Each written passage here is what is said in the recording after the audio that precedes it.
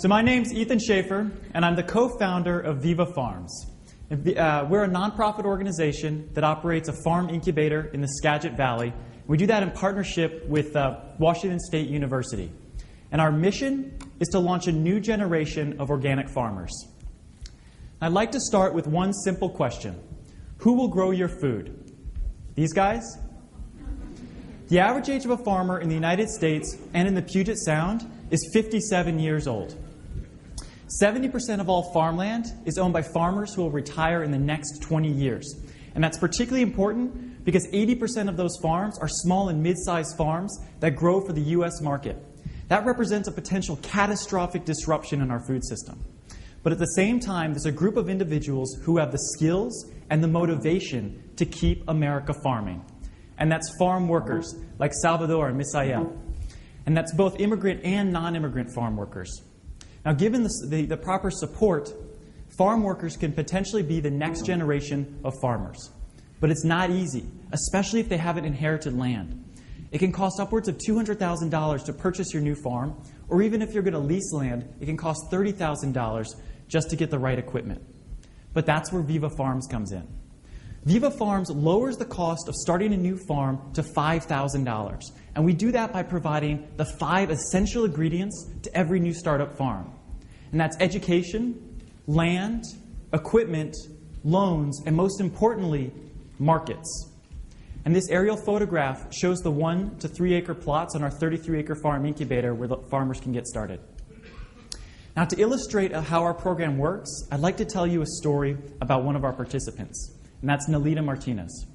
Nalita came to the United States when she was 15 years old, and she worked for 20 years as a farm worker to support her family. Recently, her son was diagnosed with cancer, and she had to sell products from her garden to pay for his treatment. When we found her, she was operating out of her garden in her farm worker housing development, and we got her enrolled into our 6-month farm business planning course that we run with Washington State University. She graduated with a certificate, we helped her develop a business plan, and get a business license. And last year, she started operating on 1 acre on our farm incubator, and we provided all of the equipment and infrastructure she needed, like a greenhouse, a tractor, and cold storage space. This year, she's expanded to 3 acres, and she's one of the best suppliers to the sales channels that Viva Farms operates. And after 3 years of operations, she'll be eligible for USDA loans so we can help her finance the purchase of her own farm, and she could spin off from the incubator and be independent. Which brings me to my ask tonight. We've developed a sustainable revenue model by selling the produce that our farmers grow, like Nalita. And the more that we grow, the more farmers we can incubate. That's why we're asking for your help and your investment tonight in our best and highest margin sales channel, and that's retail produce markets. Now, this summer, we launched our first produce market on our farm on a busy section of Highway 20. Within the first week, we were already grossing $1,000 a day, and we were cash flow positive.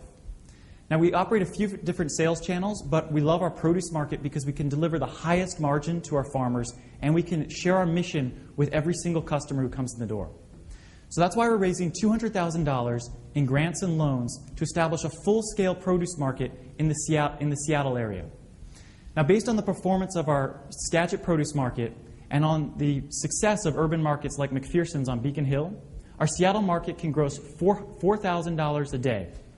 And with that kind of revenue, we can replicate our model throughout the region and launch hundreds of new farms. We've already secured a $50,000 loan from RSF Social Finance. I'd like to end with a few words about our team. I grew up on a farm in Idaho, and I survived cancer when I was 15 years old. Since then, I've dedicated my life to trying to create a healthier food system, and I founded the organization growfood.org that's now operating in 57 countries.